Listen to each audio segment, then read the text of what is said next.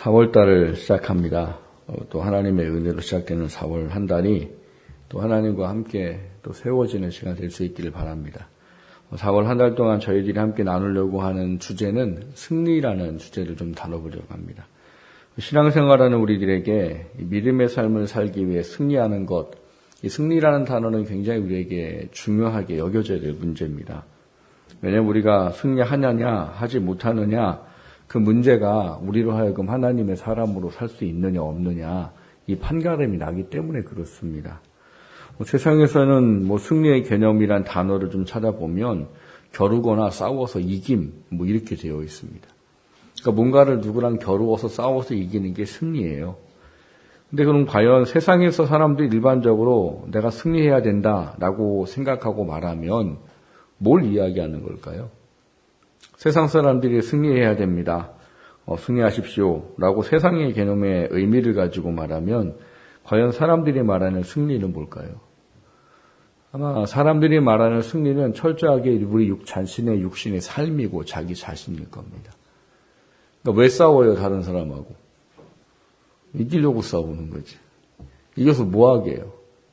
이겨야 내가 더 높아지고 내가 많은 걸 얻고 내가 사람들에게 인정받고 이게 세상에서 말하는 승리예요. 근데 하나님이 말하는 승리는 이와는 다릅니다. 하나님 말씀하시는 승리는 하나님이 말씀하시는 것에 우리가 얼마나 합당하냐 이게 하나님이 말씀하는 승리예요. 그러니까 우리가 승리라는 얘기를 다루려면 가장 중요한 게 뭐냐 하면 하나님이 뭐라고 말씀하셨습니까 하는 부분들을 아는 게 가장 중요하다는 거예요. 왜냐하면 그것이 알아지지 못하면 우리가 삶에서 승리한다라는 단어를 이야기할 수가 없기 때문입니다. 왜냐하면 이 승리라는 것 자체는 사탄과의 영적인 싸움을 싸워서 이기는 것인데 사탄이 우리를 싸워서 넘어뜨리려고 하는 가장 중심에 있는 게 뭡니까? 라고 말하면 우리로 하여금 말씀대로 살지 못하도록 하는 거예요. 그게 사탄이 우리를 영적으로 걸고 오는 싸움입니다. 그래서 제가 지난 달에 그런 이야기를 한번 드린 적이 있어요. 영적인 싸움의 본질이 뭡니까? 말씀을 왜곡시키는 거다예요. 하나님이 주신 말씀이 있는데 그게 우리가 창조한 원리대로 목적대로 살아갈 수 있는 유일한 길이에요. 근데 사탄은 그거를 왜곡시켜버려요. 그래서 타락하고 난 이후에 하나님을 영광 돌리고 하나님을 찬양해야 될 우리들이 나를 찬양하고 내 영광을 위해 살고 하는 것으로 바뀌어지게 되고 삶의 어떤 목적과 본질을 자꾸 어떤 사탄이 주는 어떤 유혹과 시험에 빠져버리는 그게 바로 이제 영적 싸움이요. 그 중심에는 뭐가 있느냐? 하나님의 말씀이 온전히 이루어지느냐? 아니면 하나님의 말씀이 어그러지고 깨어지느냐? 이거라는 사실입니다. 오늘 우리가 읽은 이 본문의 이야기는 예수님께서 시험을 받으시는 과정을 이제 기록해 놓으셨습니다. 근데 그 과정을 처리해 나가는 게 왜 저렇게까지 할 필요가 있을까 하는 이야기이고 또 그걸 통해서 하나님이 정말 원하는 본질과 목적이 뭔지를 우리가 명확히 알아야 됩니다. 그래야 정말 싸울 수 있고 그래야 우리가 영적인 싸움에서 승리하는 것이 무엇인지를 알고 그것을 승리하게 될 때 우리 안에 진정한 그 하나님의 뜻이 우리를 세워갈 수 있게 되기 때문에 그렇습니다. 오늘 주님께서 받으신 이 시험을 통해서 이 영적 싸움의 본질이 뭐냐 이런 부분들이 다시 한번 좀 돌아봐지게 되셨으면 좋겠습니다. 그리고 이걸 어떻게 싸워야 할 것인가 하는 부분들이 우리 안에 온전히 세워질 수 있게 되기를 주님의 이름으로 축원합니다. 저번 주에 함께 나누려고 하는 것은 사탄을 대적하는 유일한 무기 이런 이야기를 해보려고 합니다. 에베소 6장에 보면 전신갑주의 이야기가 나옵니다. 근데 그 전신갑주의 이야기를 하면서 우리가 중요하게 생각해야 될 게 있는데 뭐냐 하면 거기에 대부분은 다 방어용 무기라는 사실이고 유일하게 공격할 수 있는 무기는 하나밖에 기록되어 있지 않다는 거예요. 뭐가 유일하게 공격할 수 있는 무기입니까? 말씀이에요, 말씀. 그래서 성령의 말씀의 검 이렇게 이제 표현이 되어 있죠. 그러니까 왜 그러면 검이 성령의 말씀의 검이 왜 우리에게 유일한 무기일까 이런 건데 앞서 말씀을 드렸듯이 사탄은 하나님의 말씀을 왜곡시켜버려요. 그래서 자꾸 세상과 타협하게 만들고 육신의 본질을 따르게 만들고 영의 사람으로 살지 못하도록 하는 게 그가 하고자 하는 가장 중요한 거예요. 그래서 그러다 보니까 뭐가 필요해요? 자꾸 말씀이 말씀되지 못하도록 하는 영적인 유혹과 시험들을 우리에게 가지고 옵니다. 근데 말씀을 명확하게 알고 그게 우직하게 믿어지면 사탄이 우리를 그거로 어떻게 못한다는 사실인 거예요. 그러니까 성경에서 말한 게 이거야 라고 명확하게 제시를 할 수 있다면 사탄은 거기서 어떻게 못합니다. 지난번에도 우리가 하와에 대한 이야기를 살펴봤었죠. 하와가 왜 이 사단에게 넘어갈 수밖에 없었느냐. 그리고 사탄은 하와를 넘어뜨릴 때 뭘 갖고 넘어뜨렸느냐 이거예요.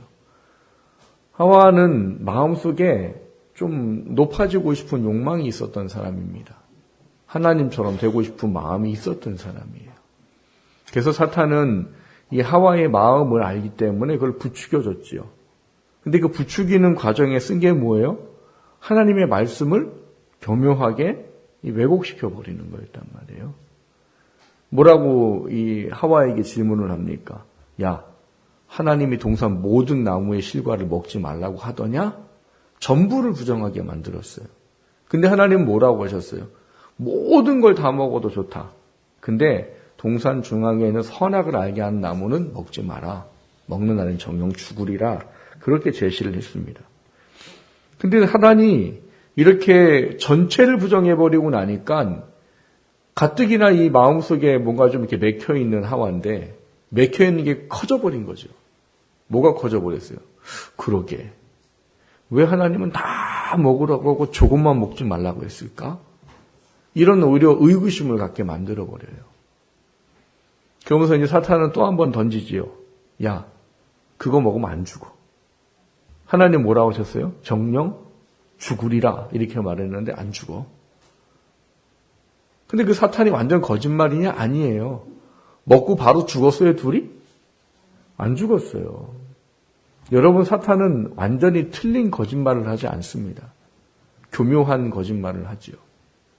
근데 그 이야기를 듣고 나니까 하와가 뭐라고 그래요? 그 이야기를 듣고 선악을 알게 한 나무를 봤더니 보암직도 하고 먹음직도 하고 지혜롭게 할 만큼 탐스러워 보인지라. 이미 마음이 어떻게 됐어요? 사탄에게 넘어가 버렸어요. 그래서 그 선악과를 따서 먹고 사랑하는 남편에게도 선악과를 주게 되지요. 근데 이 과정이 오늘날 우리들에게도 동일하다는 사실을 아셔야 됩니다. 사탄은 우리를 영적으로 넘어뜨리기 위해서 하나님의 말씀을 어그러뜨려요. 그걸 통해서 우리 마음에 있는 욕심과 우리 마음에 있는 정욕과 우리 마음에 있는 탐심이 그것을 바라보게 만들고 결국 그거를 바라보고 따라가다 보면 하나님의 뜻으로부터는 멀어져서 우리가 구원받은 온전한 삶을 살지 못하게 합니다. 오늘 여러분 여기 나와 있는 예수님의 이 세 가지 시험과 이거를 대처하는 이 이야기를 통해서 우리가 보아야 할 것은 우리가 무엇을 가지고 왜 이 말씀이라는 가지고 왜 대처를 해야 하는가 하는 문제입니다. 여러분 이 말씀을 오늘 아침에 큐티 내용인데 묵상을 하셨습니까 혹시? 아침에 큐티의 내용이 오늘 이 본문이었는데 오늘 본문에 보면서 저도 아이들하고 큐티를 하면서 이제 이런저런 얘기를 막 해요 아이들이. 그래서 제가 물어봤어요. 왜 성령께서 예수님을 사탄에게 시험받도록 하게 했을까? 뭐 이런저런 얘기 막 하더라고요 애들이. 여러분은 어떠세요? 왜 성령께서 예수님을 사탄에게 시험 받도록 합니까? 오늘 본문에 써 있잖아요. 오늘 본문에 써 있어요. 예수께서 성령에게 이끌려 마귀에게 시험을 받으러 광야로 가사. 그러니까 성령이 예수님을 이끌고 마귀에게 시험을 받도록 광야로 데려갔다는 얘기란 말이에요. 그럼 여러분 한번 생각해 보세요. 왜 성령이란 분이 왜 하나님인 삼위일체의 동력자인 하나님 예수님을 마귀에게 시험을 받도록 광야로 데려가셨을까요? 그리고 이 시험의 본질은 도대체 뭡니까? 왜 예수님은 시험을 받으셔야 했죠? 그리고 시험의 내용은 뭐예요? 너가 하나님의 아들이거든, 이거예요. 왜 이거를 사탄은 공격을 했을까요? 그리고 이 공격에 대해서 예수님은 왜 동문서답을 하셨을까요?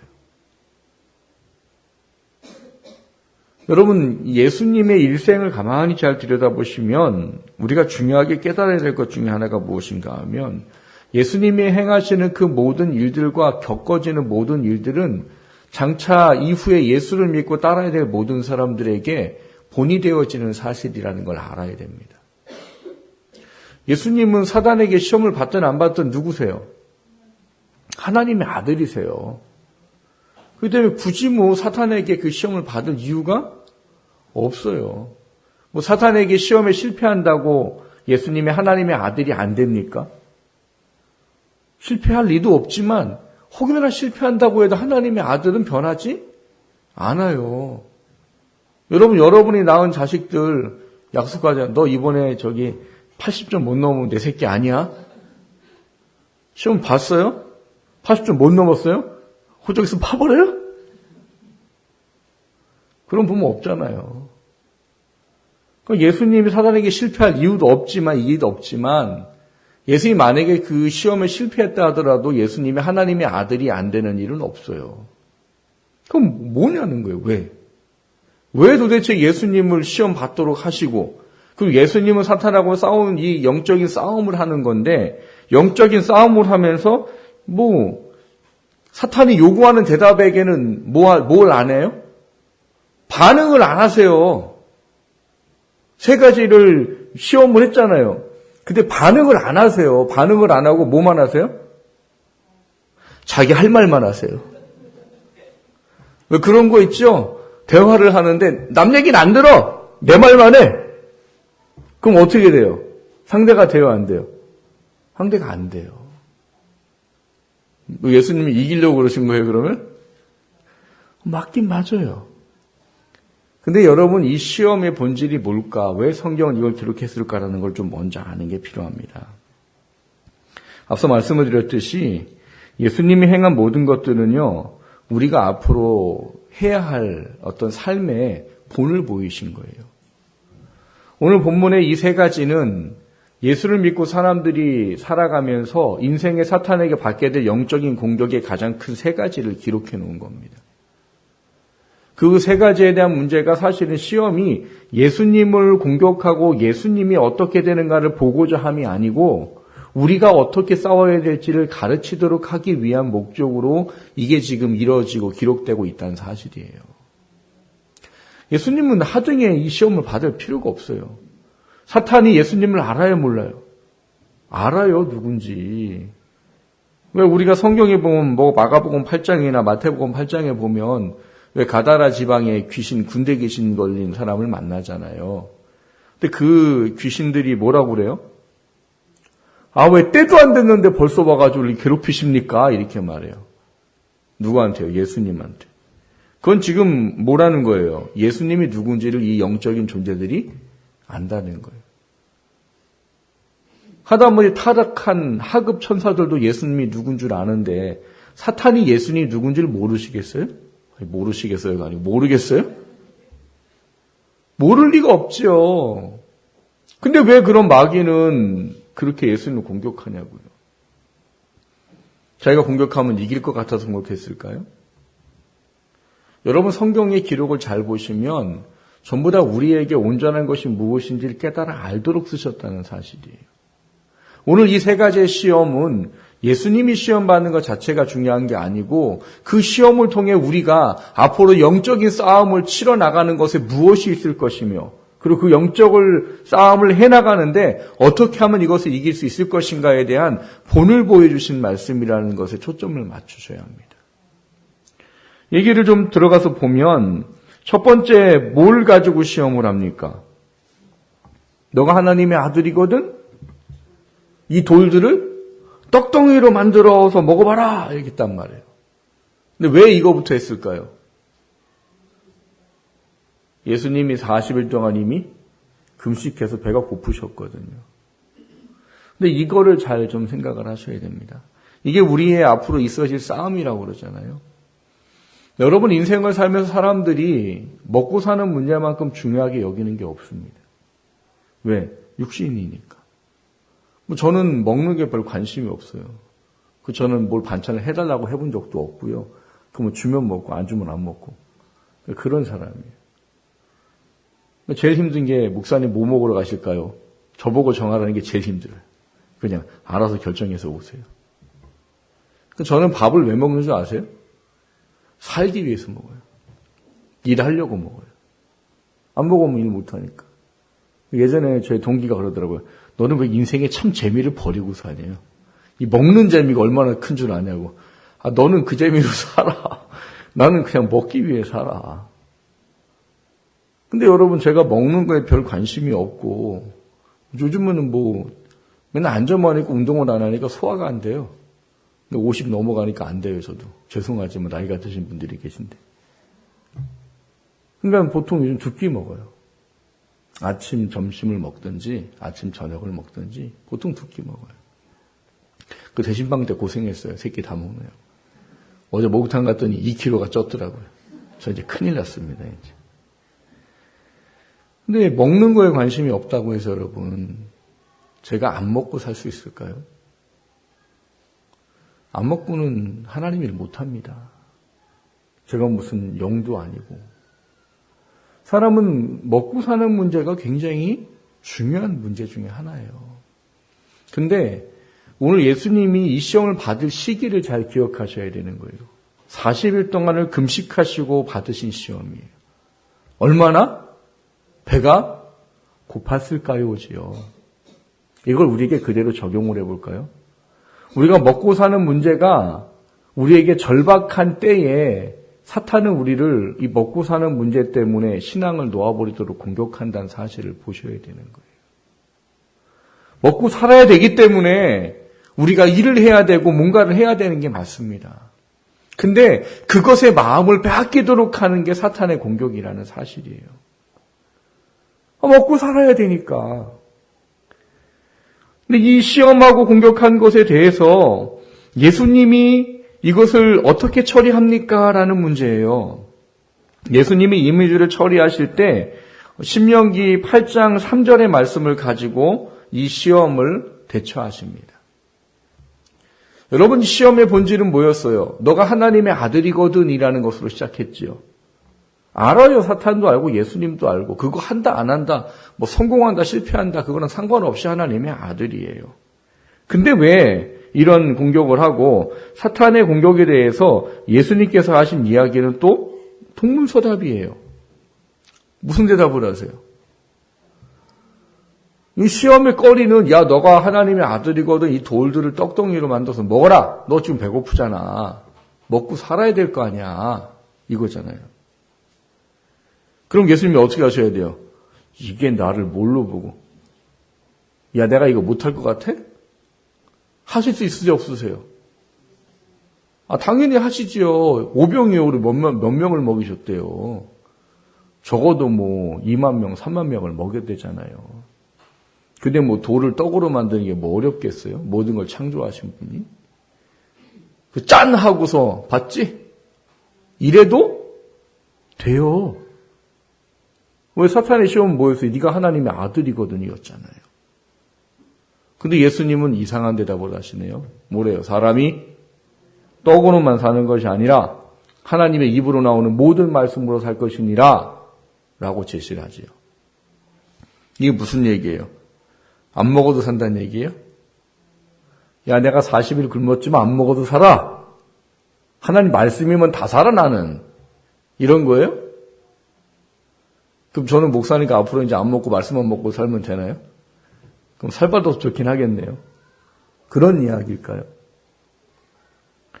여러분, 재밌는 건 앞으로 두 가지로 살펴보겠지만 예수님께서 이 대답을 하신 모든 말씀이 다 신명기에 있습니다. 근데 왜 성경에 수없이 많은 말씀이 있는데 왜 예수님이 신명기의 말씀을 쓰셨을까요? 그게 예수님을 대적하는 이유고 이거를 기록한 이유예요. 신명기라는 책은 이 모압 평지에서 이제 곧 요단강을 건너서 가나안 땅에 들어갈 출애굽 2세대, 3세대들에게 이 모세가 크게 세 가지의 설교를 한 내용이에요. 근데 크게 세 가지의 설교의 내용의 핵심이 뭐냐 하면 너네 가나안 땅에 약속한 땅에 들어가거든 거기서 이런 걸 해야 되고 이런 걸 하면 안 되고 이런 걸 통해서 하나님이 누구신지를 알아야 되고 잊어먹으면 안 되고 이런 이야기들이에요. 제가 1월 달부터 설교를 하면서 그런 얘기를 했습니다. 왜 하나님이 이스라엘 백성을 400년 동안 이 노예 생활을 하도록 계획하셨습니까? 어느 날 아브라함을 찾아와서 아브라함에게 말하셨잖아요. 내 갈 바를 알지 못하고 땅으로 가라. 내가 그 땅을 너에게 주마. 그리고 뭐 우여곡절 끝에 막 여러 가지 일이 있지요. 근데 그런 일들을 겪어 나가면서 하나님께서 그에게 약속한 것을 붙잡게 하셔요. 그 약속이 뭐예요? 야, 별을 봐라. 모래를 봐라. 이것처럼 내가 너희들 후손을 많게 해주마. 이게 언약이었어요. 그 내가 너를 복의 근원으로 삼고 모든 민족이 네 민족으로 말미암아 복을 받을 것이니라. 얼마나 복된 이야기예요. 근데 그러고 끝나야 되는데 뭐라고 말씀하셨다고? 근데 내가 네 후손들을 이방인에게 400년 동안 종노릇을 하게 할 것이다 라고 이야기를 하세요. 그리고 그것을 위해서 예비된 사람이 누구라고요? 요셉이에요. 요셉.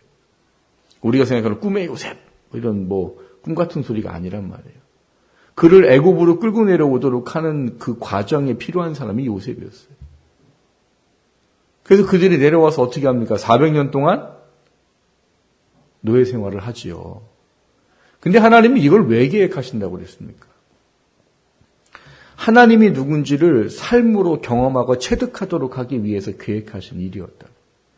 400년 동안 이 제일 큰 강대국의 이집트라는 애굽이라는 나라의 우상을 보고 살게 합니다. 얼마나 그것에 쩌들었겠어요. 이미 하나님은 잊어버렸어요. 이 사람들은. 그들도 그 신들을 바라보면서 야, 저 강대국의 신들 참 대단하다. 근데 하나님이 400년이 지나고 뭐 하세요? 10가지 재앙을 통해서 그들의 신을 하나하나 다 꺾어나가시죠. 그러면서 뭘 확인하게? 이거는 신이 아니야. 유일한 신은 나밖에 없어. 라는 거를 경험하게 하셨다. 그리고 그걸 통해서 하나님 원하시는 건 뭐냐? 온 인류를 구원하기 위한 하나님을 믿는 민족과 백성을 만들고 그들을 통해 메시아가 와서 예수 그리스도로 말미암아 모든 인류를 구원할 일을 이루실 계획을 가지고 하신 거예요. 그러니까 가나안 땅 들어가는 거는 그거 땅 자체를 차지하는 게 복이 아니고 목적이 아니란 말이에요. 그래서 하나님은 여러 가지를 계획하시고 해가는 가운데 뭐합니까? 광야 40년의 징계의 기간이 주어지잖아요. 하나님은 가데스 바네아라는 곳에 와서 가라 했어요. 근데 뭘 해요? 정탐해보면 어떠면 좋겠잖아요. 정탐해보고 호불호를 가리고 예비도 하고 준비도 하고 얼마나 좋겠냐고. 그래서 모세가 하나님 묻지 않고 그냥 그래 그럼 해봐라. 했더 어떻게 돼요? 40일 동안 정탐하고 왔는데 와서 한 게 어떻게 된 거예요? 못 갑니다 거기. 거기 안악 자손이 있어가지고 내가 나보기에도 메뚜기 같은데 걔네들이 나보면 뭐 같으셨어요? 못 갑니다. 10명의 정탐꾼의 이야기 때문에 온 이스라엘 백성이 마음이 물같이 녹았다고 그랬어요. 그래서 하나님 뭐 하세요? 그 1세대들을 믿음 없는 1세대들을 다 광야에서 죽도록 하는 기간을 하나님이 정하시고 그 정한 시간이 지나고 나서 가나안 땅으로 들어가요. 근데 이 모든 과정을 겪으면서 출애굽 2, 3세대들은 믿음을 가졌습니다. 아버지 세대가 죽고 그 불순종함으로 말미암아 이루어진 모든 과정을 보고 기적과 이적을 늘 경험하고 하면서 이 사람들은 믿음을 가졌어요. 그래서 이 믿음을 가진 이들에게 이제 앞으로 요단강을 건너서 가나안 땅 들어가서 영적인 거룩한 전쟁을 해야 되는 앞에 있는 상황이에요. 근데 이들은 아직 뭐가 준비 안 돼 있어요? 무기도 군사도 제대로 준비되어 있지 않아요. 애들 다 끌고 짐승 다 끌고 이러면서 그냥 계속 40년을 방황해 온 거예요. 어디서 뭐 군사 훈련을 할 수도 없고 뭐 무기를 뭐 만들 수도 없고 이런 상황이에요. 근데 이제 조금 있으면 어딜 해야 돼요? 가나안 땅을 들어가야 돼요. 요단강을 건너서 들어가야 돼요. 근데 그들에게 모세를 통해 하나님은 뭘 하신 거예요? 믿음을 가져라 이런 거예요. 그게 신명기예요. 하나님을 절대 잃어버리지 말아라 예요. 오늘 예수님이 대적했던 8장과 신명기 6장에 대한 내용을 이야기들 보면 그런 내용이에요. 광야 동안 하나님이 너희들을 어떻게 해오셨냐 이거예요. 예수님이 줄이셨어요. 배고프셔요. 그래서 떡을 만들어 먹으라라고 말했어요. 근데 예수님은 야 사람이 떡으로만 사는 것이 아니라 하나님의 입으로 나오는 모든 말씀으로 산다는 말을 왜 하셨겠어요? 광야 40년의 모습 때문에 한 얘기입니다. 광야 40년 동안 그들이 농사를 지을 수 있었습니까? 없었어요. 그들 늘 뭘 해요? 불평과 원망과 불만만 하지요. 근데 그럴 때마다 하나님 뭐라고 말씀하셨어요? 모세야 가서 얘기해라. 내일부터 먹을 것을 주겠다고. 모세야 가서 얘기해라. 내일 물을 주겠다고. 모세야 가서 얘기해라. 내가 고기를 입에서 냄새가 나도록 먹게 해주겠다고. 뭘 하셨다고 하나님이? 말씀을 하셨다고. 근데 말씀을 하신 것대로 됐어요, 안 됐어요? 됐어요. 그게 예수님이 하신 이야기예요. 우리는 내가 이래야지 먹고 살지, 내가 농사해서 먹고 살지라고 생각하지만 그들은 40년 동안 방황해야 돼요. 농사 지을 수 없고 정착 못해요. 그럼 어떻게 먹어요? 이미 먹을 건 떨어졌어요. 근데 하나님이 말씀으로 내일 먹을 것이 주어질 거다라고 했더니 그 다음날 뭐가 됐대요? 온 지면에 하얗고 둥근 가시 같은 건데 이게 뭔지 몰라요. 그래서 만나라고 이름을 줬어요. 만나란 말이 히브리어로 이게 뭐냐 이런 뜻이에요. 근데 이 만나가 어떤 거래요? 기름 섞은 꿀을 섞은 과자 같더라라고 돼 있어요. 이거는 이 귀인들만 먹는 그런 어떤 음식이에요. 하나님이 이 사람들한테 뭘 줬대요? 대충 그냥 먹을 거 때울 거 준 게 아니고 굉장히 영향력이 있는 좋은 음식을 매일마다 내려주셨다고요. 근데 뭐 말씀을 통해서. 이게 무슨 얘기예요? 여러분 우리 인생 살면서 먹고 사는 문제가 크기 때문에 이것 때문에 되게 힘들고 어렵고 방황할 때가 많아요. 근데 하나님은 뭘 말씀하시냐? 예수님처럼 싸워 이기라는 거예요. 뭐라고요? 하나님이 하신 말씀이 너에게 무엇인지를 알고 그 말씀을 붙잡고 너가 살아가면 하나님이 너의 삶 속에 하나님 말씀하신 것들을 일하겠다는 걸 믿으라는 거예요. 근데 이 성경에 하나님 말씀 믿어지지 않아요, 사람들이. 그러다 보니까 먹고 사는 문제가만 닥치게 되면 신앙을 자꾸 뒤로 물러버립니다. 그래서 하셨던 이야기인 거예요. 두 번째는 무슨 시험을 했나요, 사탄이? 예수님을 거룩한 성전 꼭대기에 올려다 놓고 야 뛰어내려 봐라. 네가 뛰어내리면 성경에 시편 91편에 이런 말씀이 있어요. 그가 너를 위하여 그의 천사들을 명령하사 내 모든 일에서 너를 지키게 하심이라. 그들이 그들의 손으로 너를 붙들어 발이 돌에 부딪히지 아니하게 하리로다라는 말이 있어요. 요걸 그대로 인용했어요, 마귀가. 그러니까 성경에 써 있더라. 하나님의 아들은 뛰어내려도 돌뿌리가 발이 부딪히지 않도록 받쳐준다더라. 네가 하나님의 아들이라면 뛰어내려봐라.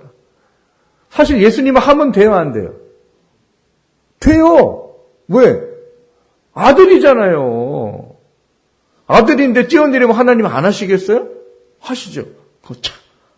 내 뛰어내 잘 봐, 너. 잘 봐. 내가 하나님의 아들인가 아닌가. 너 참. 슉. 그럼 하나님은 하셨을 거란 말이에요. 그래서 그렇게 안 하셨어요. 안 하시고 뭘 하셨어요? 성경을 또 인용하시죠? 신명기 6장 16절을 인용했다고 봅니다. 하나님이 우리와 함께 계시는지 안 계시는지 시험해 보자라고 말하는 그 부분들에 대한 것을 인용했다라고 봐요. 아까 얘기했죠? 신명기는 뭐라고요? 앞으로 가나안 땅에 들어갈 이스라엘 백성에 대한 문제라고. 시험은 왜 할까요, 사람들이? 여러분, 사람들이 하나님을 왜 시험할까요? 믿음이 없기 때문에 시험하는 겁니다. 믿음이 없다 보니까 늘 마음이 이렇게 될까? 이거 한다고 될까? 하나님 기도한다고 될까? 하나님 믿는다고 될까? 근데 예수님은 이걸 가지고 본인에게 시험한 것을 이겨버리십니다.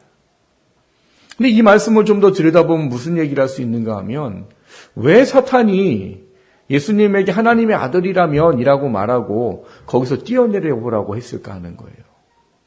이 본질이 뭘까요? 왜 더 높은 산도 있을 거 아니에요. 근데 왜 예루살렘에 있는 성전 꼭대기에 데려가 놓고서 뛰어내려봐라. 네가 하나님의 아들이라며. 왜 그랬을까요? 아까 그랬잖아요. 예수님이 이 모든 시험의 과정에는 우리에게 앞으로 당할 시험에 대한 문제들을 본을 보이기 위함이라고. 만약에 여러분 예수님이 성전 꼭대기에 올라갔어요. 사람들이 볼까요? 안 볼까요? 다 보죠. 근데 거기서 예수님이 내가 뛰어내린다 하고 뛰어내렸어요. 그랬더니 뭐가 와요? 천사가 와가지고 예수님을 딱 받들어줘요. 그럼 사람들이 이제 뭐라고 할까요? 메시아가 오셨다! 라고 안 하겠어요? 그렇게 안 하겠네요. 그럼 그분이 메시아로 오셨잖아요. 그럼 사람들이 그분을 메시아로 인정하기가 쉬울까요? 안 쉬울까요? 쉽지 않겠어요? 근데 문제는 뭐예요? 예수님이 오시는 메시아는 사람에게 인정받기 위한 메시아가 아니고 대속의 죽음을 죽기 위한 메시아요. 십자가의 길을 가야 되는 메시아입니다. 여러분 신앙생활하고 예수를 믿고 살아가는 우리들이 어려워하는 것 중에 하나가 그런 거예요. 내 인생과 이제 예수를 믿으면 내 인생 내 거 아니요라고 고백하는 게 제일 힘들어합니다. 근데 예수님은 고린도서에 뭐라고 말해요? 난 너를 값을 주고 샀다라고 말해요. 더 이상 너 육신을 위해 살지 말고 영을 위해 살라고 말씀하십니다. 타락하고 난 이후에 사람에게 가장 찾아온 게 뭘까요? 내가 인정받는 거예요. 내가 높아지는 거예요. 사탄은 이 세상을 살아가는 우리들이 하나님의 영광을 위해 지음받고 부름받고 구원받은 이 사실을 자꾸 놓치게 만들고 자꾸 뭘 하게 해요? 내가 삶의 중심이 되도록 자꾸 사탄을 유혹하고 시험해요. 내가 높아지고 내가 인정받는 것에 대한 갈망들을 사람들에게 넣어줍니다. 그게 사탄이 사람을 공격하고 하나님의 자녀를 공격하는 하나의 큰 무기예요. 근데 만약에 예수님이 뛰어내리셨다면 어떻게 되겠어요? 예수님은 당신이 이루는 목적을 못 이뤘을지도 모릅니다. 왜요? 오병이어 사건 하고 나서도 어떤 일이 벌어졌대요? 사람들이 그를 잡아다가 왕으로 삼으려고 했습니다. 근데 성경에 뭐라고 써 있어요? 그들을 피하여 산으로 도망가셨더라. 왜? 그 사람들에게 끌려다니면 절대로 하나님의 일을 할 수가 없습니다. 그래서 예수님 피하여 가셨어요. 그러면서 말씀한 게 그거였어요. 신명기 6장에 있는 말씀을 가지고 하나님은 시험하지 말라 하셨다. 여러분 인생을 살면서 내 삶의 어떤 부분을 하나님께 시험하는 것이 얼마나 큰 문제인가를 돌아보셔야 됩니다. 그리고 그것을 이겨낼 수 있는 방법은 다른 게 없어요. 하나님 시험하지 말라고 했으면 안 해야 되는 거죠. 그러니까 내가 원하는 것을 이루기 위해서 내가 높아지기 위해서 하나님을 자꾸 시험하는 경우들이 있어요. 그렇게 하지 말라는 겁니다. 마지막 세 번째는 뭘 합니까? 모든 천하 만물에 있는 부귀 영화를 다 보여주고 예수님한테 뭐라고 말해요? 야 이건 하나님 나에게 주신 거다. 절해라. 그러면 내가 어떻게 하겠다고요? 이 모든 걸 너에게 주마. 사탄은 거짓말 안 했습니다. 예수님이 재림에서 다시 오실 때까지요. 이 세상의 모든 권세를 사탄에게 허락하셨어요. 두려운 이유는 구원받지 못할 사람을 구원받지 못하도록 하기 위한 이유예요. 그래서 그들은 우상을 섬기게 만들고 다른 종교를 믿으면 복을 주고 할 수 있는 권한이 사탄에게 있는 거예요.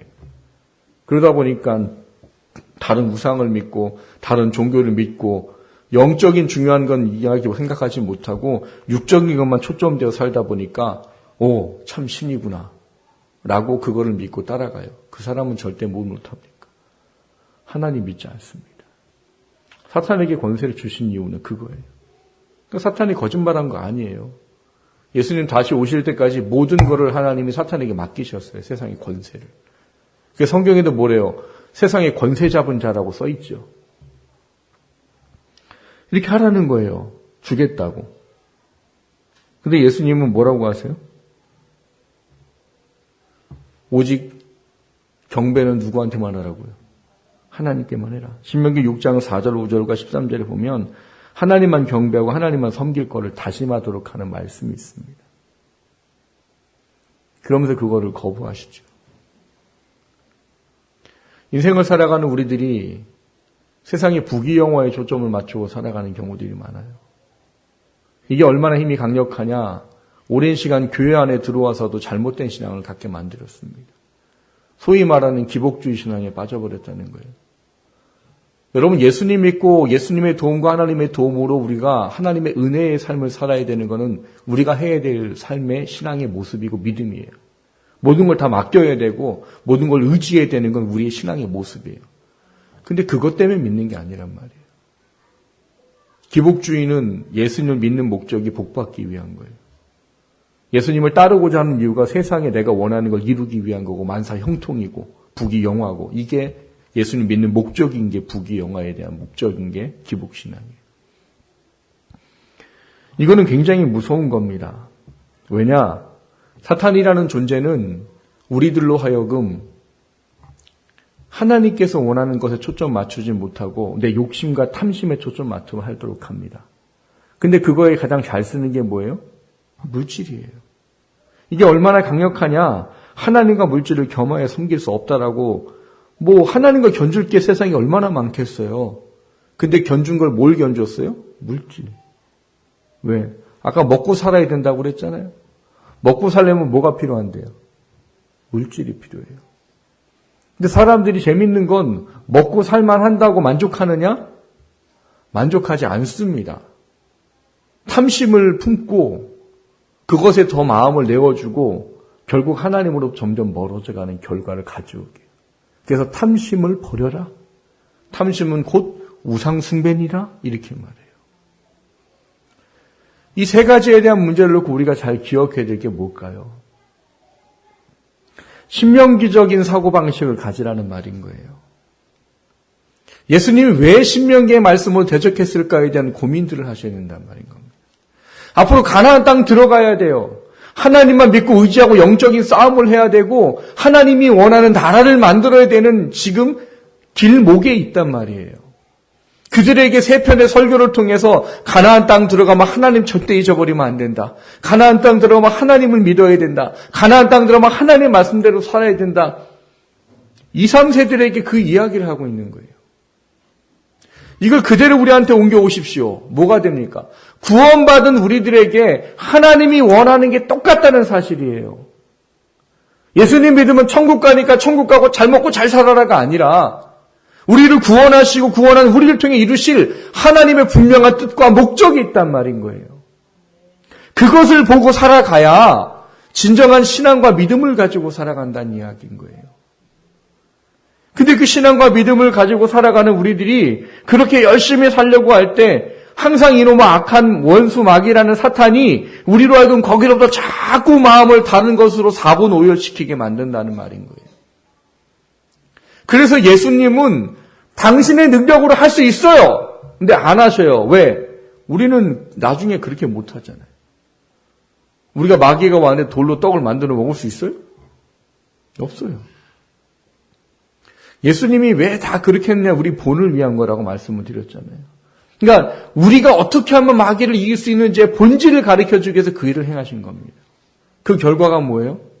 말씀으로 다 이기셨습니다. 설교 초대제 그 말씀 드렸습니다. 사탄은 말씀만 명확하면 절대로 우리를 공격하고 이길 수가 없습니다. 아니 마귀가 계속 할 수 있을 거 아니에요. 아야 그래도 야 한번 해봐. 네가 하나님 아들이라면. 근데 안 하잖아요. 왜? 마귀는요. 싸워서 지는 건 절대 공격 안 합니다. 여러분 넘어지는 거 다 한번 보세요.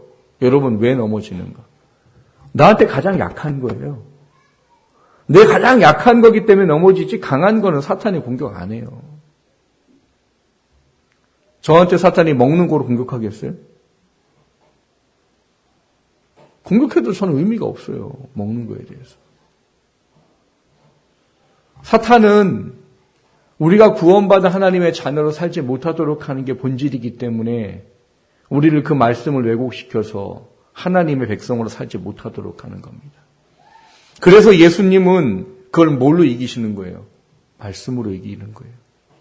중요한 게 뭐라는 거예요? 너희들은 하나님 말씀대로 살아야 될 사람이야. 그 말씀대로 해야 사탄을 이길 수 있는 거야. 그거를 가르치기 위해서 이 시험에 대한 기록이 성경에 있는 겁니다. 여러분 인생을 돌아보셔야 돼요. 내 인생은 뭐로 공격을 받고 있는가? 그리고 나는 그거를 뭘로 이기려고 하고 있는가? 아니, 이기려고를 하고 있기나 하는가? 싸워서 이겨야 됩니다. 그것만이 우리가 그리스도인을 살 수 있는 방법이기 때문입니다. 예수님이 시험을 다시 한번 보면서 우리의 삶을 다시 한번 돌아보기를 주님의 이름으로 축원합니다. 두 번째로 나누고자 하는 것은 말씀이 능력이 되는 삶이에요. 말씀이 능력이 된다는 말이 뭘까요, 여러분? 말씀이 능력이 된다는 것은요, 그 말씀을 온전히 믿어버리면 그 말씀대로 일하시는 하나님을 만나게 된다는 이야기예요. 말씀을 온전히 붙잡고 말씀대로 살고자 하면 사탄은 우리를 떠난다는 거예요. 여러분, 사탄은 우리를 수없이 많은 것을 공격해 옵니다. 그런데 그것에 대해서 하나님께서 우리에게 말씀하시는 것은 마귀를 대적하라예요. 근데 뭘로 대적할 거냐고요? 말씀으로 대적하래요. 그럼 말씀으로 대적한다는 말이 뭐예요? 그 말로만 하면 돼요? 여러분 목장 모임하다 보면 이제 적용 때 그 얘기가 나올 거예요. 아, 이게 6번이구나. 우리도 예수님처럼 마귀를 말씀을 대적할 수 있습니까? 답은 뭐겠어요? 있습니다죠. 그럼 뭐예요? 나사렛 예수의 이름으로 뭐하니 떠나가라! 이러면 되는 거죠? 이러면 되는 거죠? 물론 그렇게 할 때가 있어요. 직접적으로 영적인 존재를 대적하고 대면할 때가 있습니다. 그때는 그렇게 해야 돼요. 인격적으로 나한테 다가오는 존재들은 예수의 이름으로 명령을 하고 떠나가게 해야 돼요. 귀신 들린 사람들 있어요. 그 사람들한테 그렇게 해야 돼요. 나사렛 예수의 이름으로 명하노니 그걸 놓고 떠나갈지어다라고 예수의 이름으로 공격을 해야 돼요. 근데 여기서 말하는 건 그런 얘기일까요? 아니란 말이에요. 그럼 뭐예요? 말씀이 능력이 된단 말이 뭐예요? 내가 말씀대로 살아가는 걸 말하는 겁니다. 내가 알게 되어진 그 말씀을 붙잡고 그 말씀대로 살아가려고 발버둥을 치고 하나님 내 힘으로는 안 되니까 내게 이걸 할 수 있는 힘을 주십시오라고 그 말씀을 붙잡고 살려고 노력을 할 때 그 안에 역사가 일어난다는 이야기인 거예요. 고린도서 3장에 보면은 이런 얘기를 합니다. 너희는 너희가 하나님의 성전인 것과 하나님의 성령이 너희 안에 계시는 것을 알지 못하느냐? 누군지 하나님의 성전을 더럽히면 하나님이 그 사람을 멸하시리라. 하나님의 성전은 거룩하니 너희도 그러하니라. 아무도 자신을 속이지 말라. 너희 중에 누구든지 이 세상에 지혜가 있는 줄 생각하거든 어리석은 자가 되라. 그리하여 지혜로운 자가 되리라. 이게 무슨 얘기예요? 사탄은 먹고 사는 문제가 전부라고 여기게 만들고요. 너가 인생의 주인공이라고 생각하게 만들고 부귀영화를 누리는 게 참된 인생이라고 우리를 속인다는 말이에요. 근데 그거에 빠져버리면 뭐라고요? 어리석은 자가 된다고요. 어떤 어리석은 자가요? 하나님 보시기에 어리석은 자가 된다. 왜요? 그것 빠져 살잖아요. 하나님하고 관계없는 삶을 살게 됩니다. 하나님보다 내가 더 우선이 되게 돼버리고 하나님의 뜻은 없어요. 근데 하나님 뭐라고 하라는 거예요? 말씀이 너를 온전히 세워서 구원에 합당한 삶을 살도록 하라는 거예요. 그럴 때 영적인 싸움에서 이기고 승리한다는 겁니다. 근데 그게 왜 중요해요? 우리는 고린도서 3장에 보면 마지막 하나님 앞에 갔을 때 반드시 불로 우리의 살아온 인생의 내용을 시험받는다고 써 있습니다. 불로 우리의 인생을 공력을 태웠을 때 공력이 남아있으면 상을 받을 것이고 공력이 타서 없어지면 해를 받으리라고 써 있어요. 지옥 간다는 얘기가 아니에요. 이건 천국에서 일어나는 일이에요. 근데 해를 받는다. 천국에서 해를 받는다. 이거 참 이해하기 어려운 이야기죠. 근데 제가 이 이야기는 하도 설교를 많이 드려서 다들 이해하고 계실 거예요. 천국에서 해를 받는다는 게 뭐라고요? 원래는 상을 받아야 되는데 받을 상을 빼앗기지 받을 상을 못 받게 되는 손해를 보는 이런 개념의 단어가 쓰여 있어요. 사탄은 여러분 우리를 아무리 공격해서 우리가 시험에 넘어진다고 해도 우리의 구원을 빼앗지는 못합니다. 여러분 삶에서 불순종했다고 여러분 말씀에 순종하지 못했다고 지옥 간다면 천국 갈 사람 없어요. 믿음으로만 구원받는다고 써 있어요. 여러분이 하루에 살면서 죄 안 짓고 살아요? 그럼 죄 지을 때마다 나 지옥 간다고 말하고 좀 순종하면 천국 간다고 말하고 할 수 있어요? 절대 그럴 수 없어요. 구원받은 하나님의 자녀는 절대 구원을 빼앗기지 않습니다. 비록 우리가 실패하고 사단의 유혹에 넘어져서 범죄했다 할지라도.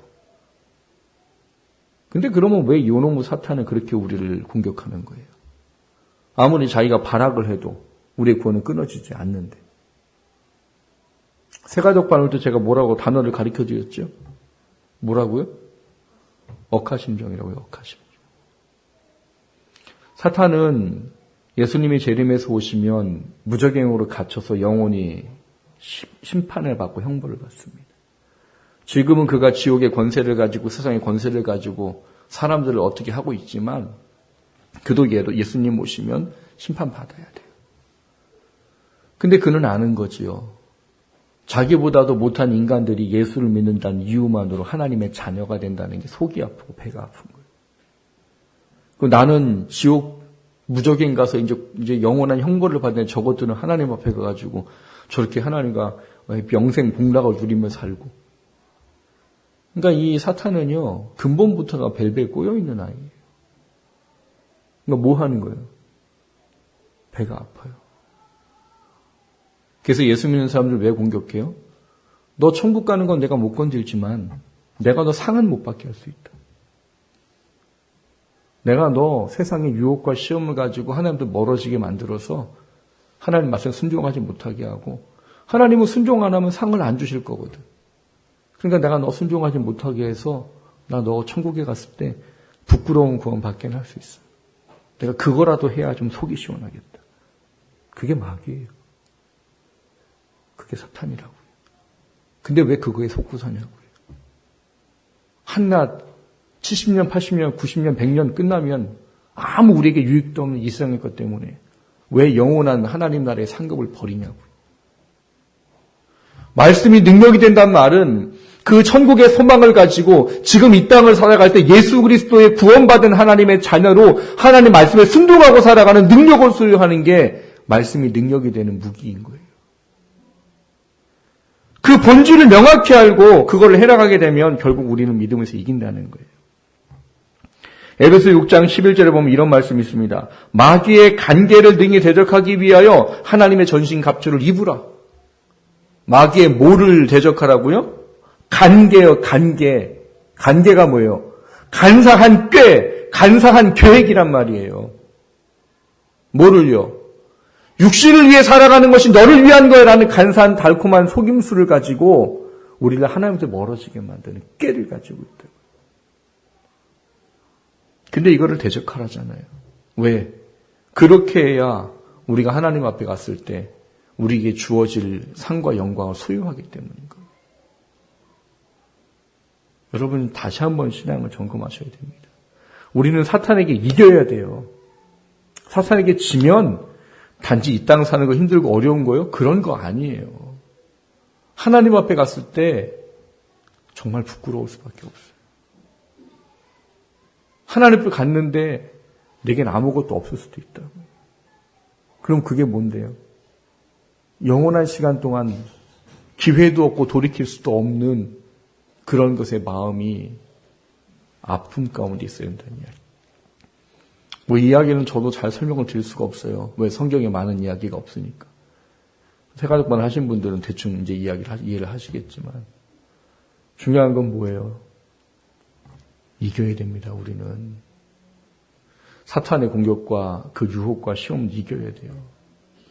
그래서 말씀이 우리 삶의 능력이 되도록 해야 돼요. 그래야 우리가 주님 앞에 설 때 부끄럽지 않게 됩니다. 구원에 합당한 삶을 살 수 있다고요. 그래야 그게 나를 위한 거라고. 한낱 이 땅 70년, 80년 살아가는 시간이 전부인 것에 속지 마시라고. 원하기는 진짜 싸움이 뭔지를 돌아보시길 주님의 이름으로 축원합니다. 예수님 왜 다른 것이 아닌 말씀으로 이겨내려고 하셨는지, 그리고 왜 이 세 가지를 시험을 받게 하셨는지 다 우리를 위함인 줄 아시고 다시 한번 돌아보는 우리 모두가 될 수 있기를 주님의 이름으로 축원합니다.